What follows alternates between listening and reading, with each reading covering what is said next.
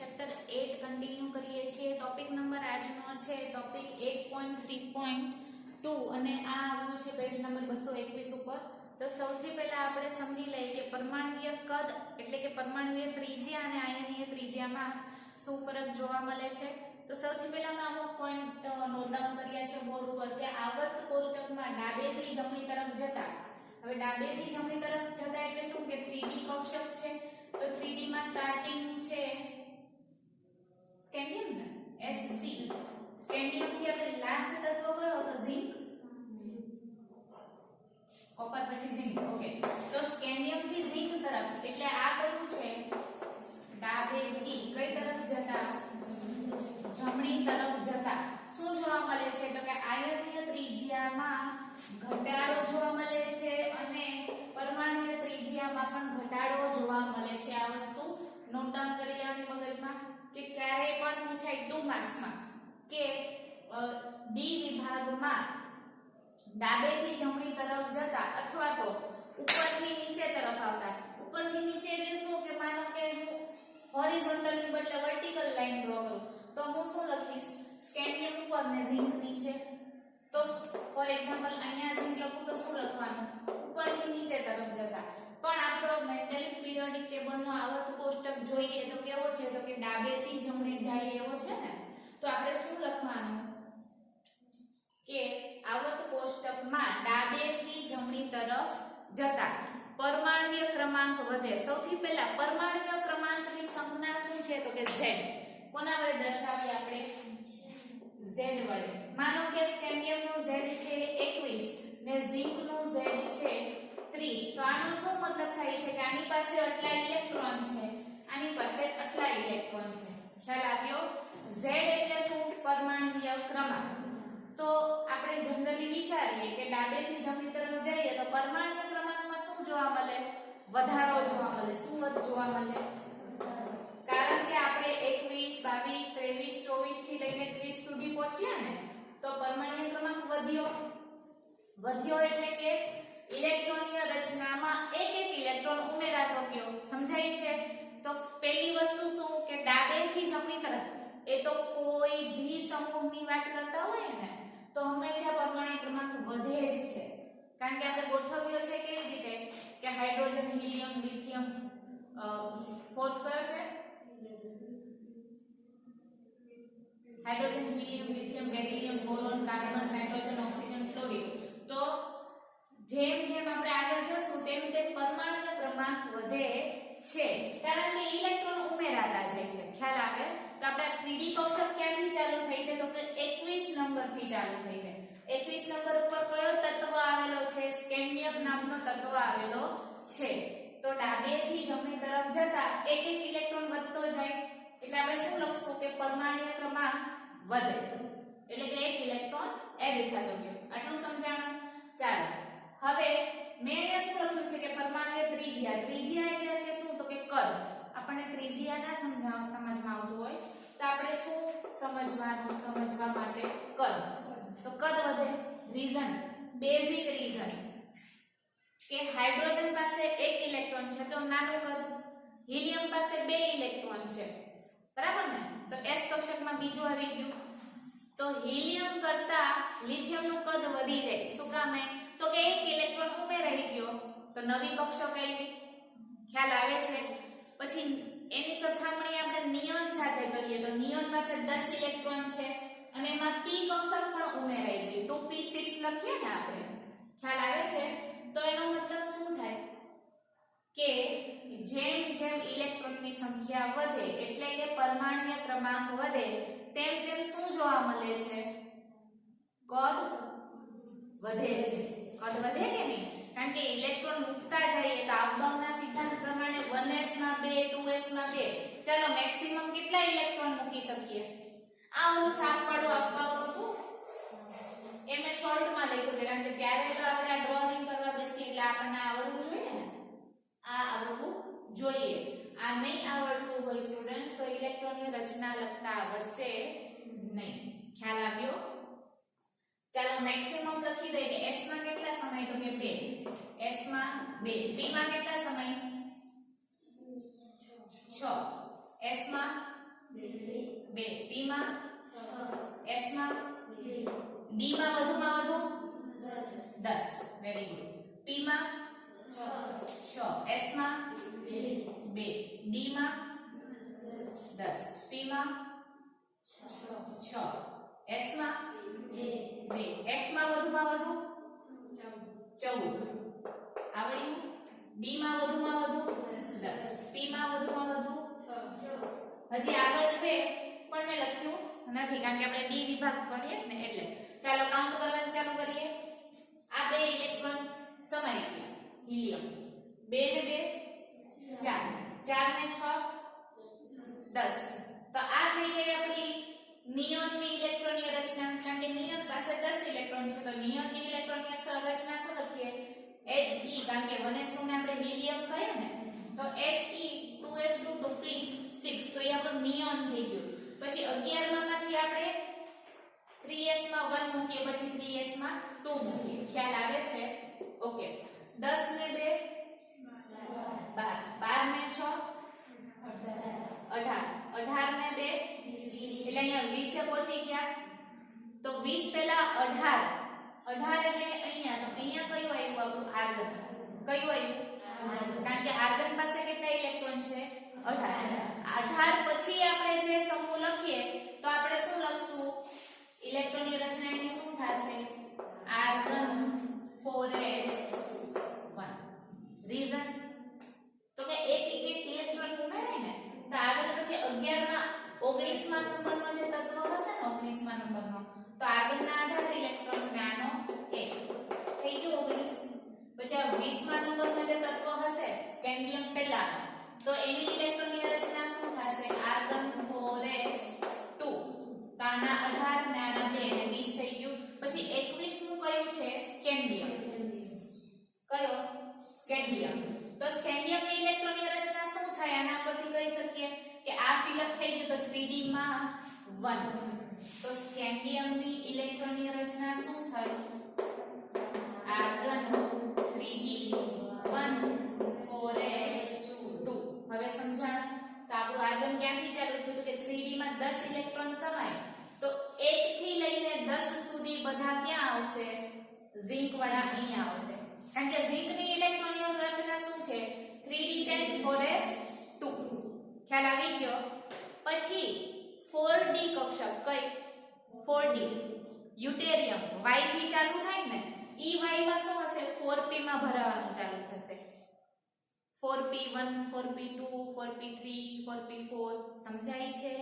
Okay તો અહીંયા સુધી કેટલા ઇલેક્ટ્રોન થઈ ગયા 30 થઈ ગયા 3d10 સુધી 30 કારણ કે ઝિંક કેટલામાં નંબરનું છે સ્ટુડન્ટ્સ 30 તો અહીંયા સુધીનું 30 થયું ને પછી નેક્સ્ટ 6 એટલે કે બીજા 6 તત્વો ઉમેરાઈ ગયા હજી 4 હજી આ 2 ને આના અમુક લેવાય એટલે આપણી જે 4d કક્ષક છે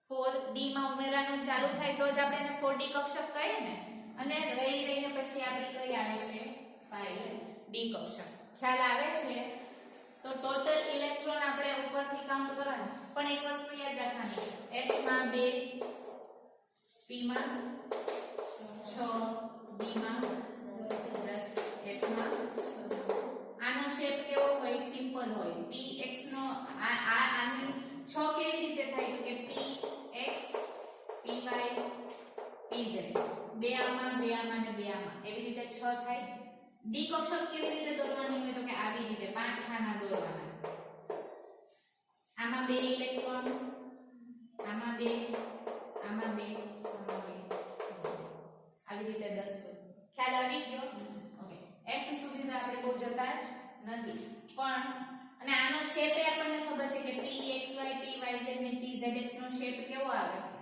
11 માં આવ્યો આવું દોરતા આપણે અને આપણે x કહી દઈએ તો આને y કહી દઈએ ડમ્બેલ શેપ દોરતા આવી જ y તો yz લખવાનું અહીંયા z લખી નાખો તો yz થઈ ગયું ને અહીંયા x લખી નાખો તો zx થઈ ગયું d ની કેટલી છે dxy dyz dzx dx² - y² અને dz² આ પાંચ કક્ષક થઈ પેટા કક્ષક કઈ પેટા તો આમાં બે સમાય આમાં બે આમાં બે આમાં બે ને આમાં બે તો થઈ ગયું 10 ખ્યાલ આવી ગયો ઓકે ફિઝિક્સ ની ટોપિક ઉપર પાછા આવ્યા હું શું વાત કરતી હતી કંઈક તો કહેતા હતા ઇલેક્ટ્રોન વધે તો કદ વધે કારણ કે કક્ષકોના ચકેડા વધતા જાય કે નહીં ચાલો તો અહીંયા મેં શું લખ્યું સેકન્ડ પોઈન્ટ પરમાણ્વીય ક્રમાંક એગ્રી માની ગયા કે ઇલેક્ટ્રોન ઉમેરાતા જાય એટલે ક્રમાંક વધતો જાય ઓકે પછી મેં શું લખ્યું છે કેન્દ્રનો ધન વીજભાર વધે રીઝન તો કે જેટલા ઇલેક્ટ્રોન હશે એટલો જ કેન્દ્રમાં પ્લસ વધશે કારણ કે તટસ્થ હોય કેવું હોય તટસ્થ સ્કેન્ડિયમ પાસે 21 ઇલેક્ટ્રોન છે તો આપણે 11 માં શીખી ગયા કે એની પાસે 21 પ્રોટોન પણ હોવાના પ્રોટોન એટલે કેવું પ્લસ ચાર્જ હા કે ના જેટલા ઇલેક્ટ્રોન એટલા જ પ્રોટોન સમજાય છે ને ઓકે તો પ્રોટોન ક્યાં હોય ઇલેક્ટ્રોન તો ફરતે પરિભ્રમણ કરતો હોય એ સ્થિર રહી શકતો નથી પ્રોટોન ક્યાં મૂકી આપણે 21 કેન્દ્રમાં ધન વીજભાર તરીકે તો આપણે એને શું કહેશું કેન્દ્રનો ધન વીજભાર વધે તો આ વધવાનું રીઝન સમજાણ ઇલેક્ટ્રોન વધે તો પ્રોટોન ભી સાથે સાથે વધે કારણ કે જેટલા ઇલેક્ટ્રોન એટલા જ proton clear okay next point એક જ કક્ષકમાં એટલે કે 3D માં ઇલેક્ટ્રોન સ્કીપ કરીએ ને કયું કામ 3D અને 4f કક્ષકમાં ઇલેક્ટ્રોન ઉમેરાય છે એટલે શરૂઆત ક્યાં થઈ છે તો કે 3D માં પછી 4D શ્રેણી જોઈએ પછી આપણે 5D શ્રેણી જોઈએ ને તો 5D પહેલા ધ્યાનથી જોવો કોણ આવ્યું 4f એટલા માટે મેં ત્યાં શું લખ્યું છે 3D અને 4f કક્ષકમાં ઇલેક્ટ્રોન ઉમેરાય છે તો અહીંયા 4f લખવાનું રીઝન શું છે તો કે 4f માં 14 ઇલેક્ટ્રોન ભરાશે ને સ્ટુડન્ટ્સ પછી જ આપણે 5D માં જઈ શકીએ ખ્યાલ આવી ગયો એ પોઈન્ટ યાદ રહે કે ના રહે પણ હું તમને મેઈન પોઈન્ટ કહું કે એક જ કક્ષકમાં ઇલેક્ટ્રોન ઉમેરાય છે આ લાઈન ને શું કામ લખી છે કારણ કે સ્કેન્ડિયમ જો સ્કેન્ડિયમ પાછા સ્કેન્ડિયમ પાસે આવી જઈએ આર્ગન 3d1 4s2 તો હવે સ્કેન્ડિયમ પછી ટિટેનિયમ તો એની ઇલેક્ટ્રોનની રચના શું થશે 3d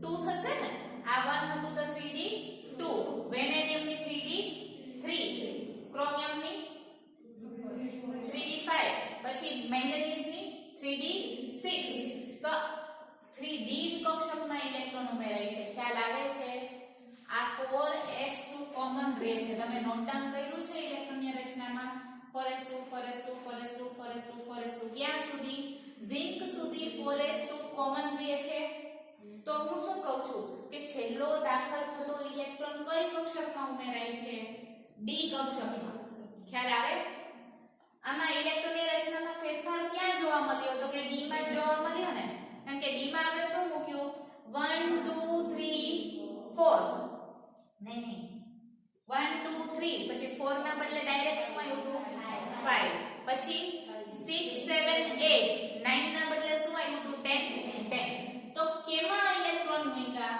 ડી કક્ષકમાં એટલે કે છેલ્લો દાખલ થતો ઇલેક્ટ્રોન કેમાં ઉમેરાય છે ડી તો આપણે કહી શકીએ કે 3D શ્રેણીમાં નવો ઉમેરાતો ઇલેક્ટ્રોન એક જ કક્ષકમાં ઉમેરાય છે કઈ કક્ષકમાં તો કે 3D માં હવે પોઈન્ટ સમજાણો આ પોઈન્ટ શું કહે છે કે એક જ કક્ષકમાં ઇલેક્ટ્રોન ઉમેરાય છે ઈ એક જ કક્ષક કઈ છે 3D કારણ કે આપણે 3D 1 થી લઈને ક્યાં સુધી જોઈએ છે 3D 10 સમજાઈ ગયું ઓકે જેથી કેન્દ્ર તરફ પ્રબળ આકર્ષણ બળ જોવા મળે છે હવે આ વસ્તુ હું સમજાવું ડ્રો કરીને આર્ગન જો ઇલેક્ટ્રોનની રચના આર્ગન એટલે 18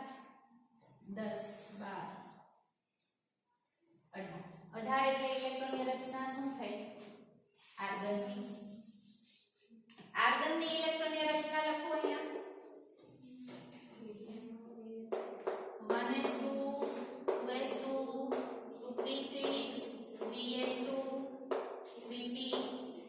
ગણીએ 2 ને 2 4 4 ને 6 10 10 ને 2 12 12 ને 6 18 18 થઈ ગયા હવે એના પછી કઈ આવી 3d 1 4s 2 તો આનો શોર્ટકટ આપણે શું લખ્યો 18 ખ્યાલ આવ્યો હવે આને મારે ડ્રો કરવું હોય તો મારે કેટલા ચકેડા દોરવા પડે s s p s p circle એટલે ડ્રો કરવા પડે ને અને વચ્ચે મારે કેટલા પ્રોટોન મૂકવાના તો કે કુલ 21 તો હું તમને સ્કેન્ડિયમ ડ્રો કરું કે 21 પ્લસ કારણ કે હું પ્લસ ચાર્જ 21 દોરતી નથી કેન્દ્રમાં ધન વીજભાર કેટલો થઈ ગયો 21 ખ્યાલ આવી ગયો કે પ્લસ પ્લસ 21 વાર દોરું ચાલશે ને સમજાય તો પછી હું એમ કહું કે 1s 2s 2p 3s 3p આ બધું જ દોરીએ તો કદ વધી જાય તો હું સમજવા માટે આર્ગન શોર્ટ કરી નાખું છું હું આને આર્ગન કહી દઉં છું આને હું શું કહું છું આર્ગન ને હું અહીંયા શું લખી નાખું છું 18 ઇલેક્ટ્રોન હવે સમજાય છે કારણ કે જે આપણે સમજવું છે ને ખાલી બાહ્યમાંથી જ સમજવાનું છે ચાલો આર્ગન પછી શું છે 3d તો 3d તો દોરવી પડે ને મારે ચાલો તો હવે હું 3d કક્ષક દોરું ચાલે હા આ મારી કક્ષક છે એવું તમારે ધારી લેવાનું 3d કક્ષક એમાં કેટલો ઇલેક્ટ્રોન છે તો કે 1 બરાબર હવે પાછું આપણે ધારી લઈએ કે મેં 4s દોર્યું મારા ચકેડા પર નહીં જવાનું 3d પછી કઈ દોરી મેં 4s 4s માં કેટલા ઇલેક્ટ્રોન છે 2 છે 2 દોરી ચાલો હવે આપણે આ કોનું દોર્યું સ્કેન્ડિયમ તો મારે તમને કઈ લાઈન સમજાવવાની છે કેન્દ્ર તરફ પ્રબળ આકર્ષણ બળ જોવા મળે છે ધેટ મીન્સ કે સ્કેન્ડિયમ થી લઈને ઝિંક સુધી જઈએ ક્યાં સુધી ઝિંક તો આ વસ્તુ આને આ જ રહેવાની છે ફરક શું થશે કે 3d માં એક ઇલેક્ટ્રોન હતો હા કે ના પછી 2 આવશે પછી 3 4 5 6 7 8 9 ને 10 તો આપણે ઝિંક સુધી પહોંચશું તો આ રેન્જમાં 10 ઇલેક્ટ્રોન જોવા મળશે આ કક્ષકમાં હા તો મારું કહેવાનો મતલબ એમ છે કે આ એક જ કક્ષકમાં ઇલેક્ટ્રોન ઉમેરાય છે બરાબર જેમ જેમ ઇલેક્ટ્રોન ઉમેરાતા જશે એમ એમ આ કક્ષકના ઇલેક્ટ્રોન કેન્દ્ર તરફ શું અનુભવ કરશે પ્રબળ આકર્ષણ બળ ખેંચાશે શું થશે ખેંચાશે એટલે કે એટ્રેક્શન ફીલ કરશે કોની તરફ તો કે કેન્દ્ર તરફ સમજાય છે એક ઇલેક્ટ્રોન બીજો ત્રીજો ચોથો 5 6 7 8 9 10 હવે આ કોની ઇલેક્ટ્રોનની રચના થઈ ઝિંકની થઈ ગણીએ 18 ને ફરતા 10 એટલે 28 ને 2 30 થઈ ગયું ઝિંક 30 તો હવે જો ધીમે ધીમે scandium titanium vanadium chromium manganese iron cobalt nickel copper zinc બરાબર તો 3d કક્ષકમાં આપણે ડાબેથી જમણી તરફ જઈએ તો ઇલેક્ટ્રોન વધતા જાય છે કઈ કક્ષકમાં ઓન્લી 3d કક્ષકમાં ઇલેક્ટ્રોન વધે છે સમજાય તો 3d કક્ષકમાં ઇલેક્ટ્રોન વધે છે ને એટલે આ બધા જ ઇલેક્ટ્રોન કેન્દ્ર તરફ કંઈક અનુભવ કરે છે શું અનુભવ કરે છે આકર્ષણ બળ ઈ પણ કેવો પ્રબળ કેવો પ્રબળ સમજાય તો શું થશે કે જેટલો કદ હોવો જોઈએ ને એના બદલે ધીમે ધીમે આ થોડું અંદરની તરફ ખસતું જશે જે કક્ષક જે છે ને એ કેવી થઈ જશે અંદરની તરફ ખેંચાઈ જશે હોવું જોઈએ આવું પણ કેવું થઈ જશે થોડુંક અંદર કેન્દ્રની તરફ જતું રહેશે ખ્યાલ આવ્યો કેવું થઈ જશે આવું થઈ જશે તો ચાલો કયો કદ વધ્યો કે કદ ઘટ્યો ઘટ્યો તો આને કહેવાય સંકોચન શું કહેવાય સંકોચન કારણ કે આપણી 3D કક્ષક સંકોચાઈ ગઈ કેમ કે જેમ જેમ એમાં ઇલેક્ટ્રોન ઉમેરાતા જાય છે એમ એમ કેન્દ્ર તરફ આકર્ષણનો અનુભવ કરીને અંદર અંદર અંદર જતું જાય છે અને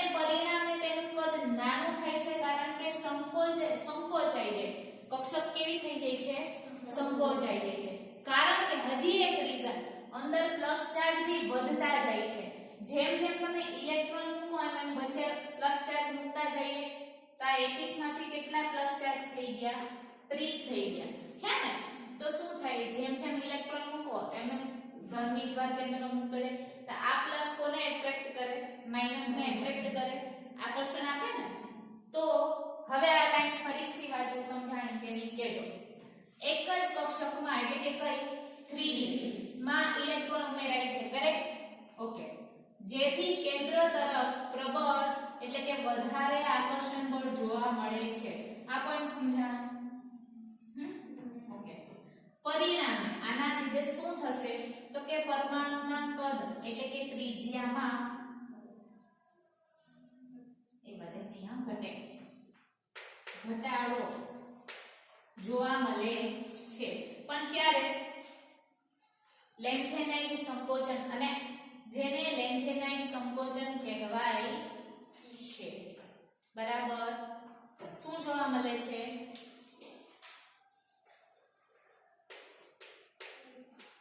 કેમાં?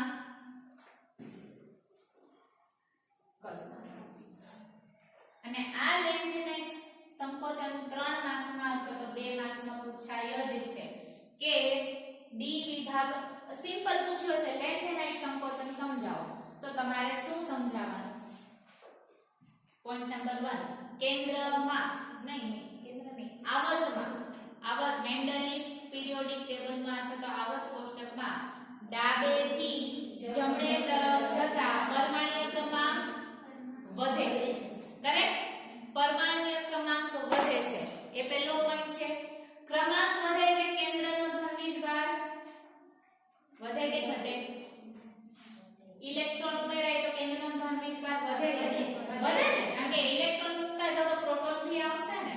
તો પહેલા 2 પોઈન્ટ સમજાઈ ગયા. પરમાણ્વીય ક્રમાંક વધે, કેન્દ્રનો ધન વીજભાર વધે. 3D અને 4f કક્ષકમાં અથવા તો લખવાનું 3D કક્ષકમાં ઇલેક્ટ્રોન ઉમેરાય છે.